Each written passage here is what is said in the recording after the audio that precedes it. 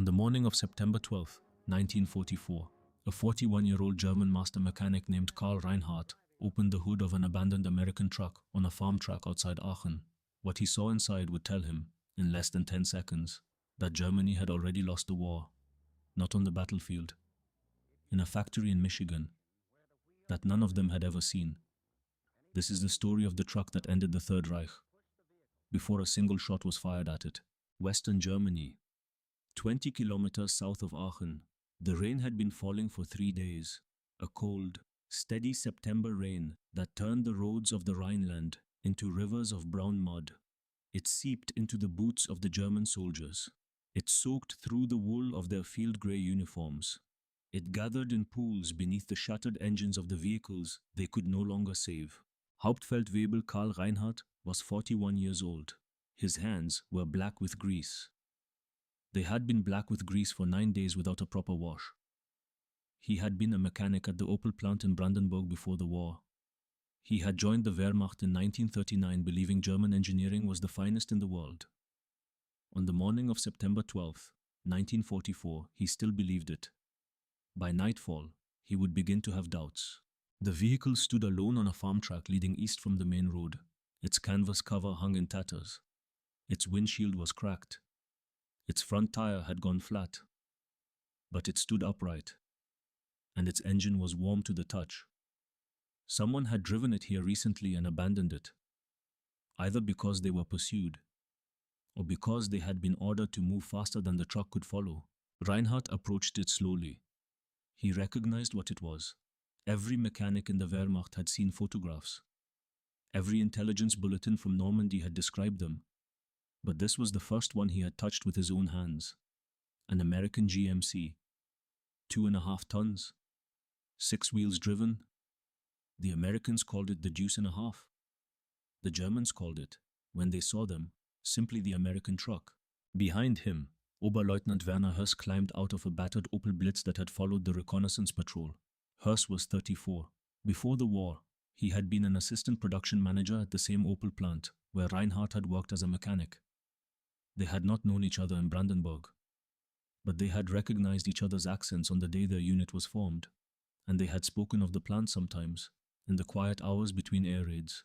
"Is it intact?" Höss asked. "The engine turns," Reinhardt said. "The tire can be replaced. If we can move it, we can use it." Their division, the 116th Panzer, known throughout the Wehrmacht as the Windhund, the Greyhound, had reached Aachen only that week.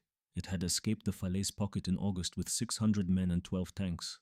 It had been the only German unit garrisoning Aachen when the Americans first approached the Siegfried Line. In the retreat from France, they had lost most of their motor transport. Every functioning vehicle mattered.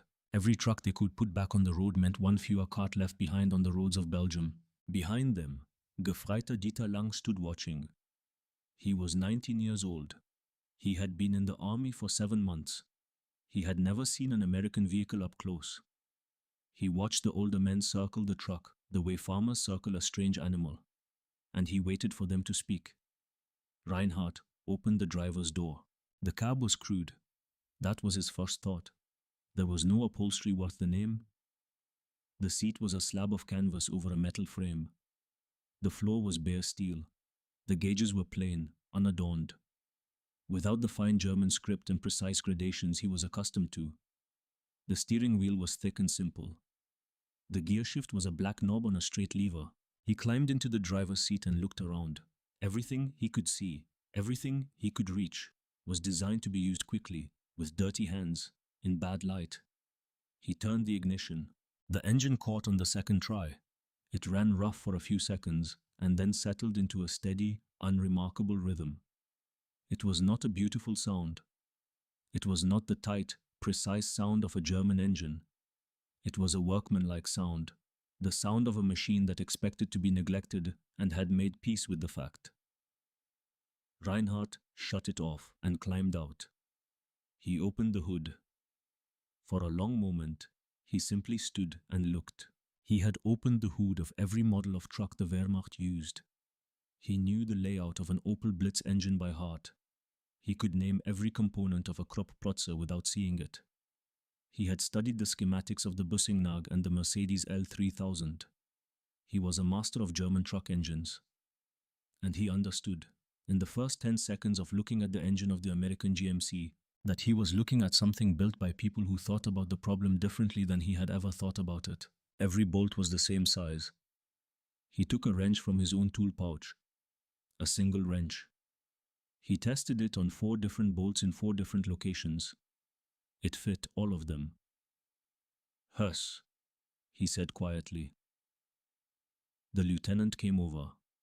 Reinhardt did not need to explain. Huss saw what he was seeing. "How many wrenches would we need to open this many places on an Opel?" Reinhardt asked. 14, Huss said. "At least 14. I once counted." Reinhardt nodded slowly.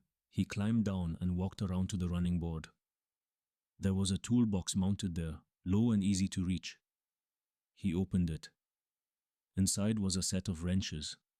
Not the fine, forged, specialized German tools he was accustomed to. Common tools. Cheap tools. Stamped from steel by the hundreds of thousands. But every wrench in the box fit every bolt on the truck. And there was a manual. He lifted it out. It was printed on ordinary paper, bound in a canvas cover, stained with grease from previous use. He opened it. There were drawings. Simple, clear drawings, with arrows and short captions in English. A picture of a hand holding a wrench. A picture of an oil filter being unscrewed. A picture of a spark plug being changed. Reinhardt did not read English. He did not need to. He could follow the pictures. "A boy could fix this truck," he said. A boy who had never touched a truck before could fix this truck with this book. Huss took the manual from him and turned the pages slowly. "They did not write this for mechanics," Huss said. "They wrote this for their army. Farm boys from Kansas, factory workers from Detroit, men who have driven a tractor at most. This is not a mechanic's book. This is a soldier's book." Reinhardt walked back to the front of the truck and stood looking at the engine again. He thought about the Opel Blitz, a beautifully engineered vehicle. Superior in fuel economy, superior in maneuverability on paved roads, requiring, for its maintenance, a trained mechanic with 14 wrenches and specialized knowledge of German metric standards. He thought about how many trained mechanics the Wehrmacht had. He thought about how many the Americans probably had. He thought about how it might not matter if the Americans did not need mechanics at all. Huss called him from the rear of the truck. The frame of the GMC was stamped with a number. Huss had knelt in the mud to read it. He was writing figures in a small notebook. When Reinhardt reached him, Huss looked up with an expression Reinhardt had not seen on his face before. "Pontiac plant," Huss said. 1943 production. The serial number places this truck somewhere in the middle of that year's output. "How many?" Huss hesitated. "I saw the American industrial figures once, before the war. An estimate our people made in 1938. They said the American automotive industry could produce, if mobilized for war, perhaps 100,000 military trucks a year." He looked down at his notebook. "The CCKW is built at 2 plants, Pontiac and Chevrolet in St. Louis. Together, this year, they will build somewhere close to 150,000 of these trucks." Reinhardt did not answer. "And this is one truck," Huss continued, more quietly now. "One model, from 2 plants. There is also the Studebaker, and the International, and the Dodge, and the Ford." Reinhardt looked back at the GMC. The rain had softened. The engine had cooled. The truck stood silent on the farm track. Unremarkable, crude, its canvas cover flapping gently in the wind. He thought of the Opel plant in Brandenburg. He thought of the men he had worked with there. He thought of the total production figures he knew for the Opel Blitz across the entire war. He did the arithmetic in his head. He did it again to be sure. Then he closed the hood of the American truck. "We take it back," he said. "We take it back tonight. And tomorrow, I want to open this engine completely. I want to see how they built it. All of it." Gefreiter Lang, who had been standing at a distance, came closer. "Herr Hauptfeldwebel," he said, "is it a good truck?" Reinhardt looked at the boy for a long moment. Then he looked at Huss. Then he looked at the truck. "It is not a perfect truck," he said finally. "It lacks the mechanical refinement of our Opel, the engine, the suspension, the fuel economy. But it was built for a war of attrition where abundance matters more than elegance." Lang looked confused. "Then why are we taking it?" Reinhardt did not answer immediately. He was thinking about a serial number stamped into a steel frame. He was thinking about a plant in Pontiac, Michigan, that he had never seen and would never see, that had built more trucks in 1 year than his entire country would build in 6. "Because we need it," he said at last. "And because there are more of them coming, many more. And I need to understand why." He turned and walked back toward the Opel Blitz. Hers followed. Behind them, 2 soldiers began the work of getting the American truck moving again. The rain started to fall harder, that night, in a farmhouse commandeered as a workshop. Reinhardt sat at a wooden table with the American manual open in front of him. Hers sat across from him with the notebook. They did not speak for a long time. Then Hers said, quietly, "Carl, if 2 plants in America build more of these in 1 year than we built of the Opel Blitz in the entire war, what does that mean?" Reinhardt did not look up from the manual.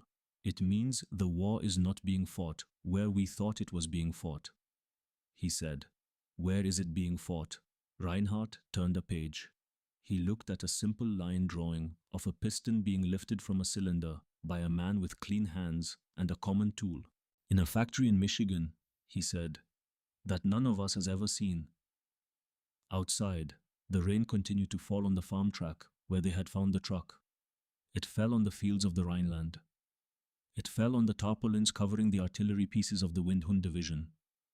It fell 3,000 kilometers to the west, on the roofs of the Pontiac plant, where the second shift was ending and the third shift was arriving, and the assembly line had not stopped for a single hour. September 20th, 1944, 8 days after the truck was found. The rain had stopped. The mud had not. Across the Rhineland, in the wet fields between the Meuse and the Roer, the roads were still soft, and the vehicles of the Windhund division still struggled with them. But the American GMC did not struggle. Hauptfeldwebel Reinhardt sat behind the wheel and drove it up a track that his Opel Blitz would have refused. He engaged the front axle with a single lever. He felt the 6 wheels find their grip. He heard the engine take the load without complaint. The truck climbed a slope that was more water than earth, and it climbed it in second gear, and it did not slip once. He reached the top and stopped. He shut off the engine. He sat for a moment listening to the tick of cooling metal. He had driven trucks in the mud of Poland. He had driven them in the mud of Russia. He had driven them in the mud of France. He had never driven a truck that treated mud as an inconvenience rather than an enemy. Behind him, an Opel Blitz was stuck at the base of the slope. 2 soldiers were pushing it.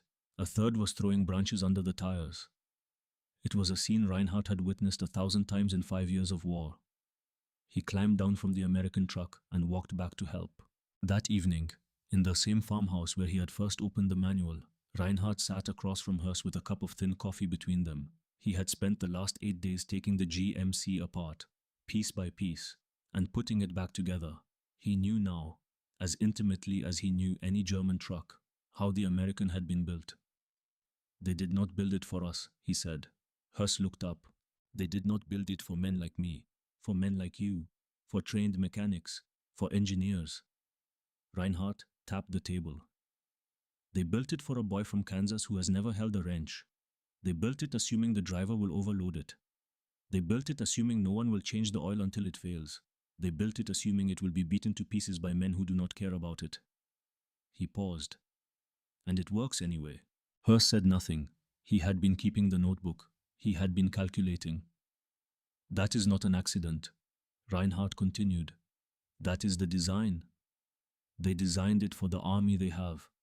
10 million men who yesterday were farmers and factory workers and clerks.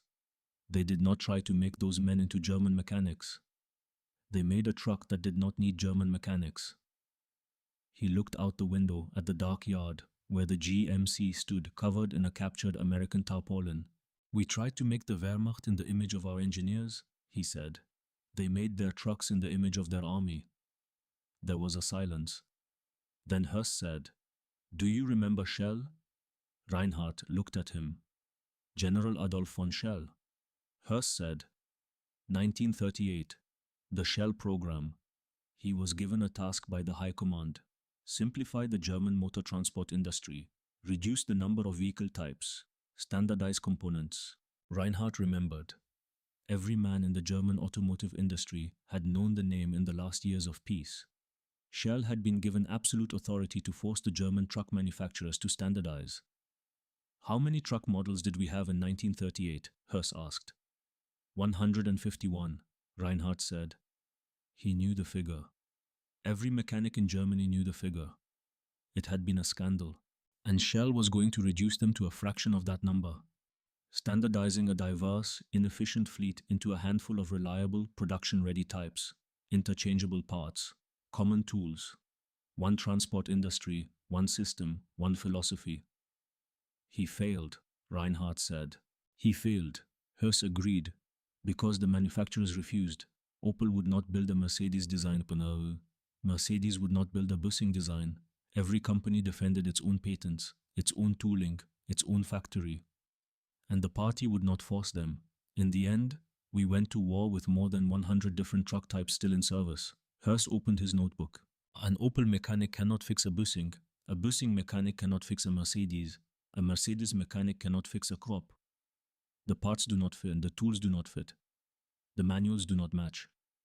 Every division carries spares for a dozen different vehicles. And when the spares run out, the vehicles are abandoned. He set the notebook down.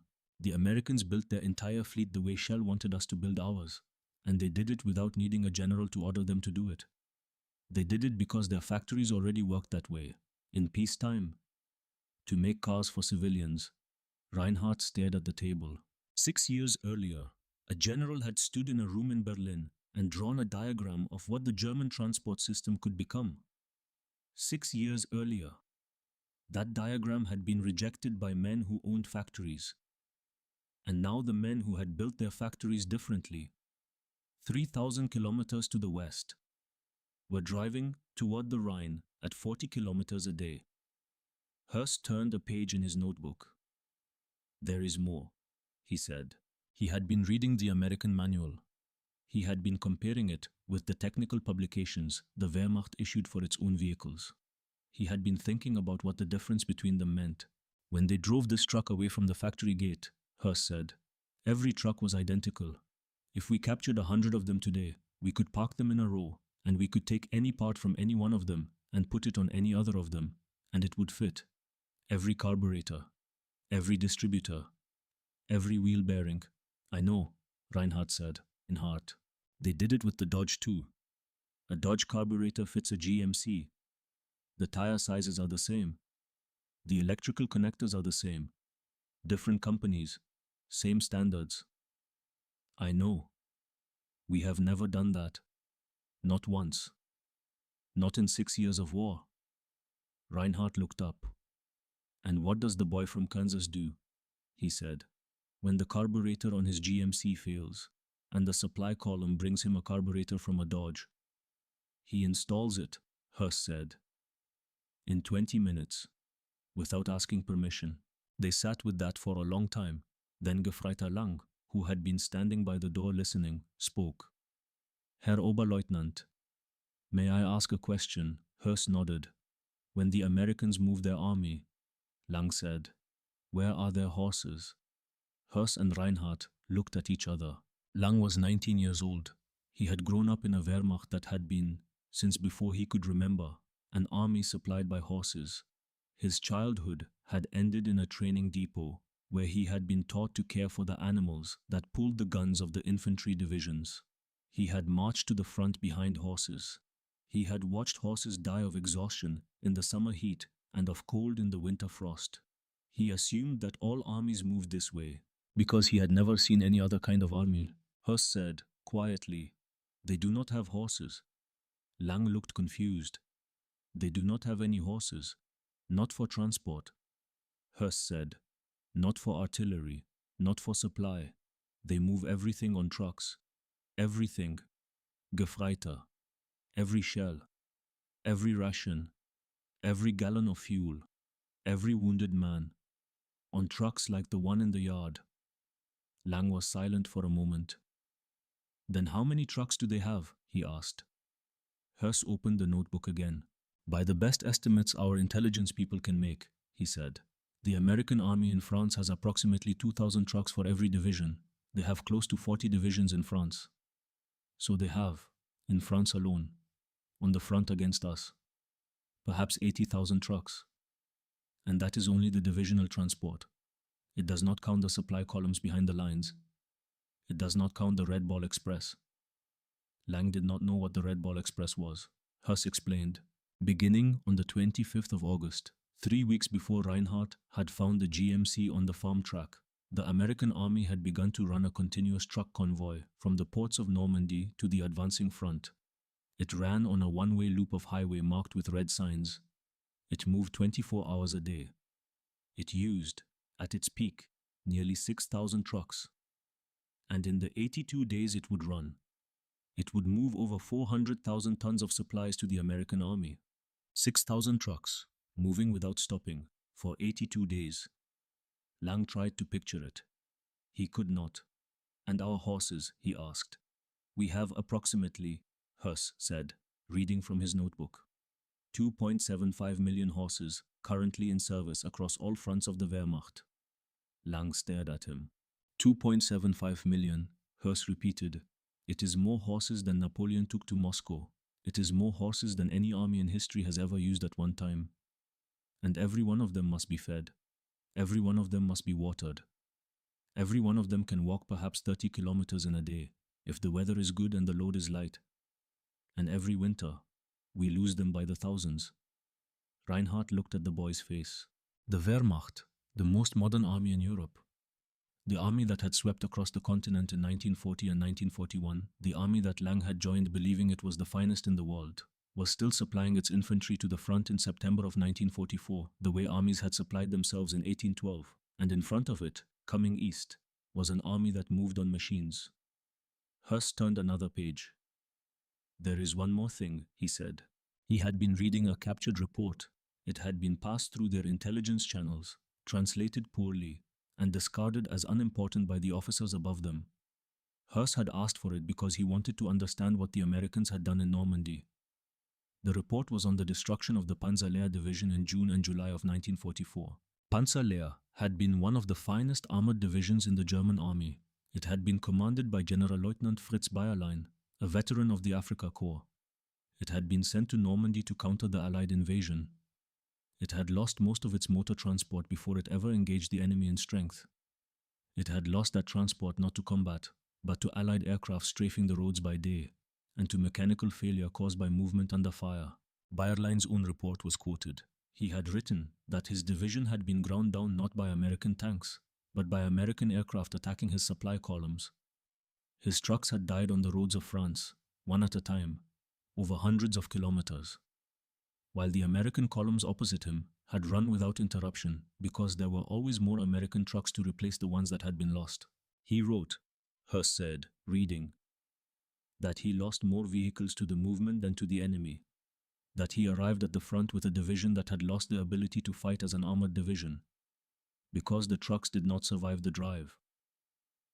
Reinhardt closed his eyes. He had known men in Panzerlehr. He had trained some of the mechanics. He knew what it meant to say that Bayerlein had lost his armored division on the roads of France before it had fought a single major battle. It meant that men and machines that had been prepared for years were destroyed in a single week of driving under Allied air power before they had fired a single shot at the enemy. He opened his eyes. Werner, he said. It was the first time he had used Hus's given name. Hus looked up. How does this end? Reinhardt asked. Hus did not answer immediately. Reinhardt knew the answer. He had known the answer since he had opened the hood of the American truck. He was asking not because he did not know, but because he needed to hear another man say it. Hus said, There is a memoir, not published. It will not be published for many years, if ever. I heard of it from a friend at the ministry. Whose memoir? Speer's. Reinhardt waited. He wrote in his private notes that by January of this year, he had understood that Germany could not win. Not because of the fronts, because of the factories. He had understood that American production alone was greater than everything the Reich, and Italy, and Japan combined could produce. And he had understood that he could not tell the Führer. So he did not tell him. He did not tell him. He continued to work, to prolong the war. Reinhardt looked at his hands. They were still black with grease. 9 days had become 20. There had been no time to wash. How long has the Minister of Armaments known that we cannot win, or? He asked. 9 months. Hurst said. There was another silence. Outside, a runner arrived from divisional headquarters. He brought a message that the fuel column expected that evening would not arrive. It had been delayed. It might arrive tomorrow. It might not. Hurst received the message and did not comment. Reinhardt stood up. He walked to the window and looked out at the yard. The GMC sat under its tarpaulin. Next to it, 2 Opel Blitz trucks stood dark and silent. They had fuel for perhaps 30 kilometers. Werner, he said again. He did not turn around. Yes. When the offensive comes this winter, the one they are planning, in the Ardennes, what is the plan for fuel? Hurst was quiet for a long moment. Then he said, the plan is to capture it. Reinhardt did not turn around. To capture it, he repeated. There is not enough fuel in the Reich to drive the panzers to Antwerp, so the operation depends on capturing American fuel depots along the route, at Büllingen, at Stavelot, especially at Stavelot. If the depots are not captured on schedule, the operation will fail on the 3rd day. Reinhardt kept looking at the yard. The last major offensive of the German army in the West, the operation that would be called the last gamble of the Third Reich, the effort that would consume the final reserves of men and machines that Germany had, was to be built on the assumption that they would capture the fuel of their enemies. Because they did not have enough of their own, because they had never had enough of their own, because in a factory in Pontiac, Michigan, and in dozens of factories like it, a country that they had once dismissed as soft and unmilitary, had spent the previous 4 years building an ocean of trucks and a river of gasoline. And now that ocean and that river were flowing east across France toward the German border. And no plan any general could draw on any map could stop them. Reinhardt turned from the window. Werner, he said, you should burn the notebook. Hurst looked down at it. When he asked, before they find it, Reinhardt said. He walked past Hurst and out of the room and into the yard. He stood next to the American truck. He put his hand on the canvas.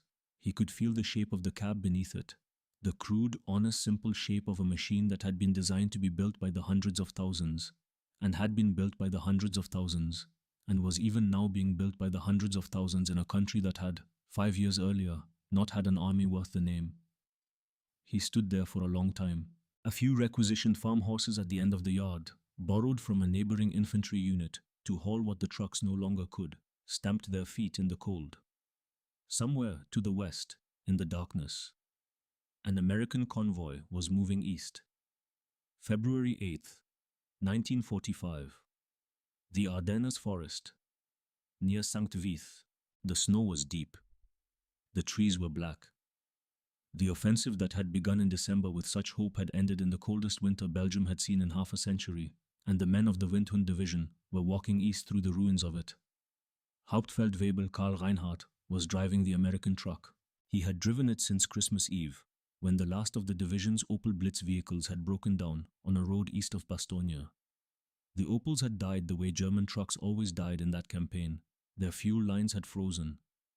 Their oil had thickened. Their fine tolerance engines had seized in temperatures they had not been designed to endure. The GMC had not died. Its oil ran thicker in the cold. Its engine started harder. But it started. Every morning, without exception, Reinhardt would climb into the cab in the pre-dawn dark, and he would engage the choke, and he would turn the key, and the crude six-cylinder engine that had been built in the spring of 1943 would catch on the second or third try and settle into its unremarkable workmanlike rhythm. He had come to understand, in those weeks, that the American engineers had assumed the winter as well. They had assumed everything. Oberleutnant Höss rode in the passenger seat. He was thinner than he had been in September. He had not spoken much since Christmas. He had burned the notebook in a farmyard outside Malmedy on the second day of the offensive, when the news came that Kampfgruppe Piper had failed to capture the fuel depot near Stavelot. The depot at Francorchamps had been set on fire by American engineers as Piper's tanks approached. 2.5 million gallons of American gasoline had burned in a wall of flame that turned the sky orange for a day and a night. And Piper's panzers had run dry in the snow. Reinhardt had heard the story from a wounded SS trooper in a field hospital in December. He had listened without speaking. He had thought about the conversation in the farmhouse in September, when Höss had told him what the offensive depended on. He had thought about how the Americans had known what to do. They had known to destroy the fuel rather than let it fall. They had known because they had trucks and gasoline enough to spare it. Gefreiter Dieter Lang was in the back of the GMC. He was covered in an American blanket. He was one of the few soldiers his age in the division who was still alive. They drove east. By early March, the division had been pushed back across the Rhine. Reinhardt watched from a hillside east of Bonn as the American army crossed at Remagen on the 7th. He watched through captured American binoculars. He saw a column of tanks and trucks that had no visible end. It stretched from the railway bridge back into the hills of the West Bank. It moved without pause. He watched it for an hour and it did not thin. He handed the binoculars to Höss. Höss looked. He did not speak for a long time. When he lowered the binoculars, he said only, "There it is." That was all he said. By April, the division was inside the Ruhr Pocket. The Ruhr Pocket was the last great encirclement of the war in the West. 325,000 German soldiers, trapped in the industrial heartland of the Reich, cut off by American and British forces sweeping around them from north and south. There was no possibility of breakout. There was no possibility of relief. There was only the question of how long the pocket would hold, and how many men would die before it collapsed. The Windhund Division held a section of the perimeter until the second week of the pocket. By then, it had 2,800 men and 10 tanks left. It was facing the U.S. 30th Infantry Division, the U.S. 35th, the U.S. 84th, the 4th Canadian, and the U.S. 8th Armored. 50,000 Allied soldiers, supported by more tanks than the Windhund had ever possessed at full strength, closing in from every direction. Reinhardt spent those final days keeping the American truck running. It was, by then, the only functioning motor vehicle the regiment possessed. He used it to move ammunition. He used it to move wounded. He used it to move officers from one collapsing sector of the front to another. He drove it through streets of the Ruhr where the buildings on both sides had been reduced to rubble by American bombers flying from airfields that had, 5 years earlier, not existed. On April 18, 1945, the division surrendered to the U.S. 9th Army. Reinhardt did not surrender the truck. He drove it, on the morning of the 18th, to a collection point where American soldiers directed him to park it in a row with several dozen other captured German vehicles and one other captured GMC. He climbed down. He handed the keys to an American sergeant. The sergeant took them without ceremony and tossed them into a canvas bag. Reinhardt stood in the road with Höss and Lang and perhaps 40 other men from what had been a division. An American soldier walked down the line, counting them. Then a column of American trucks arrived to take them east. Reinhardt recognized the first truck in the column before it stopped. It was a GMC CCW, 2.5 tons, 6 wheels driven. The canvas cover was in better condition than the one on the truck he had been driving, but the shape of the cab, the sound of the engine, the smell of the gasoline and the warm oil was the same shape and sound and smell he had known intimately for 7 months. He looked at the serial number on the door. It was not the same truck he had found on the farm track in September, but it had been built in the same plant, perhaps in the same week. He climbed into the back of it. Höss climbed in after him. Lang climbed in last. The truck started on the first try. The gears engaged smoothly. It moved off down the road east, carrying 22 German soldiers who had lost the war, in a truck that had been built by a country that had won it, driven by a boy from somewhere in the American Midwest who was not much older than Gefreiter Lang, and who was whistling. Reinhardt sat with his back against the tailgate and looked out at the road behind them. He watched the ruined countryside of the Ruhr recede. He watched other trucks in the convoy, dozens of them, all identical, all built to the same specifications, all rolling east in the same direction. He thought about a conversation he had had with Huss in a farmhouse in September. He was, at that moment, riding in what he and Huss had spent that autumn night trying to comprehend. He did not know whether to laugh or to weep. He did neither. He watched the road. They were taken to a camp at Bad Kreuznach. It was one of the Rheinwiesenlager, the Rhine meadow camps. The Americans had built them in a hurry to hold the enormous number of prisoners who had surrendered in the final weeks of the war. They were open fields fenced with barbed wire. There were no barracks. There was little food. The men slept on the ground. Reinhardt was there for 6 weeks. In the middle of May, an American motor sergeant walked through the camp asking, in poor German, for mechanics. He had a work order to fill. He needed men who could service trucks. Reinhardt raised his hand. Hurst raised his hand. Lang, who was not a mechanic but who was young and strong, raised his hand as well. They were taken to a motor pool outside the camp. It was full of GMC trucks. The American sergeant was named Miller. He was from Ohio. He was 31 years old and had been an assistant service manager at a Chevrolet dealership in Toledo before the war. He put Reinhardt to work on an engine that had a bad head gasket. He gave him tools. He gave him a manual. He did not supervise him closely. Reinhardt worked. He worked well. On the third day, Miller came over and watched him for a while. "You know these trucks?" Miller said. Reinhardt spoke enough English by then to answer. "I have studied one," he said, "for 7 months." Miller nodded.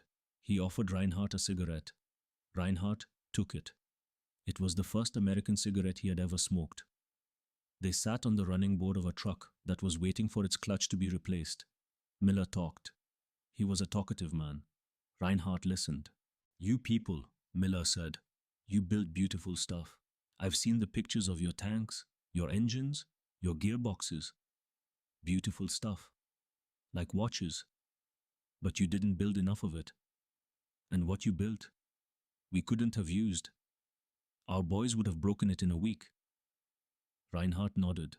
"You know what this is," Miller said, patting the fender of the GMC behind him. "This is basically a commercial truck.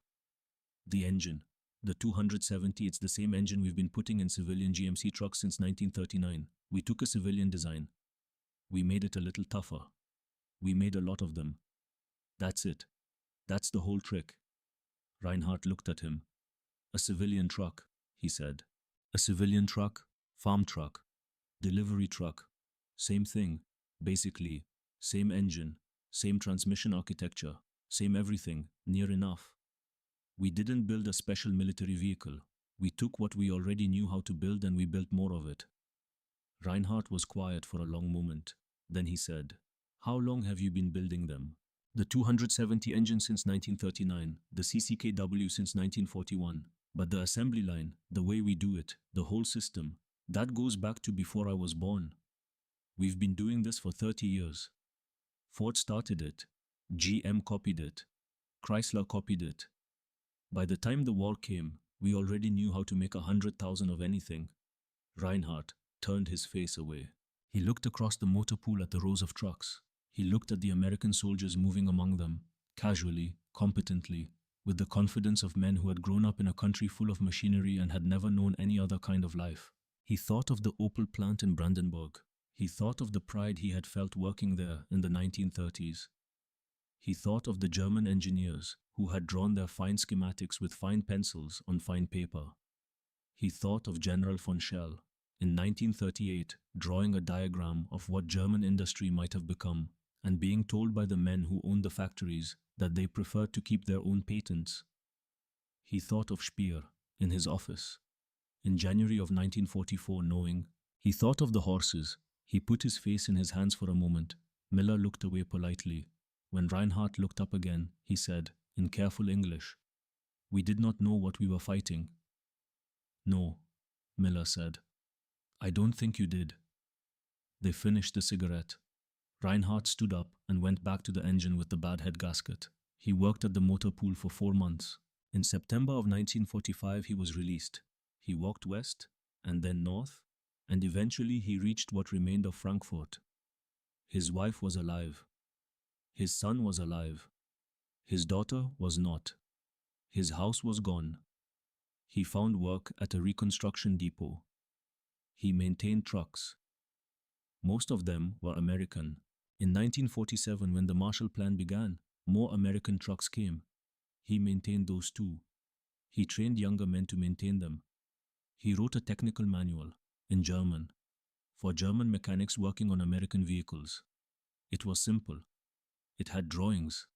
He had learned, in an American motor pool in the summer of 1945, how such things should be written. He never spoke of the war, except once. In 1967, a young journalist from an automotive trade journal came to interview him. Reinhardt was 64 years old. He had spent the post-war years working for a German firm that had, by then, adopted many of the manufacturing principles he had first seen in the engine bay of a captured American truck on a farm track outside Aachen. The journalist asked him what he had learned from the war. Reinhardt was quiet for a long time. Then he said that the truck taught us what the tank could not. The tank was a weapon. The truck was a system. The Americans understood systems. We did not. We built beautiful weapons. They built adequate systems. The systems won. The journalist wrote it down. And the men who designed the GMC, Reinhardt said, were not soldiers. They were not generals. They were engineers in Detroit and Pontiac who had been designing farm trucks and delivery vans for 30 years.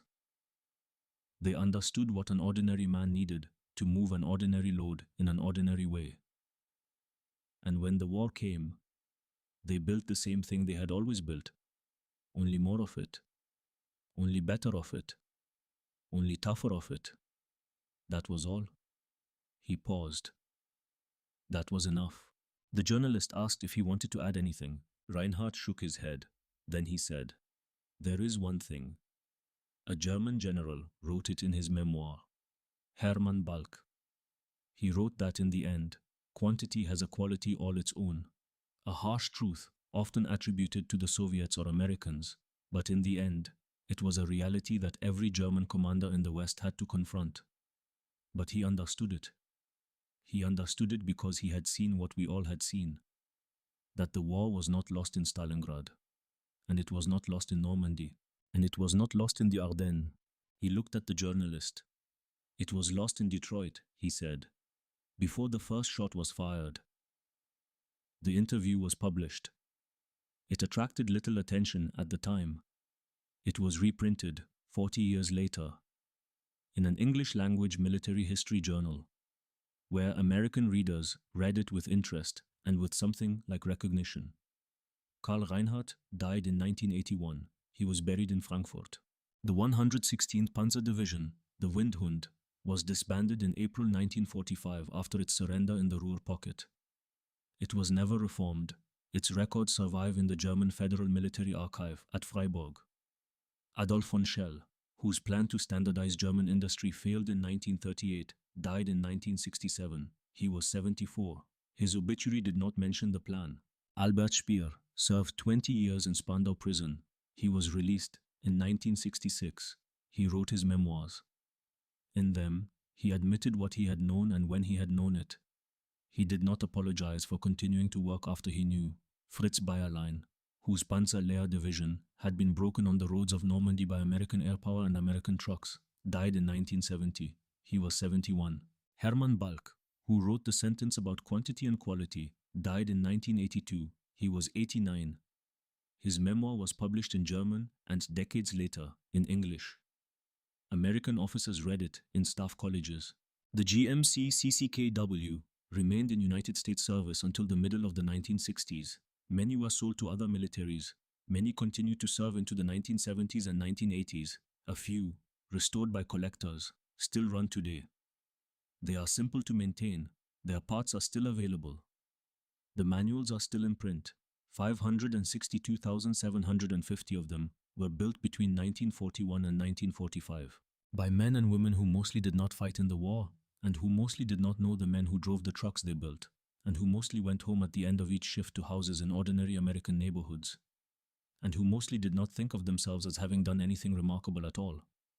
They had built a truck. They had built a lot of them. That had been enough.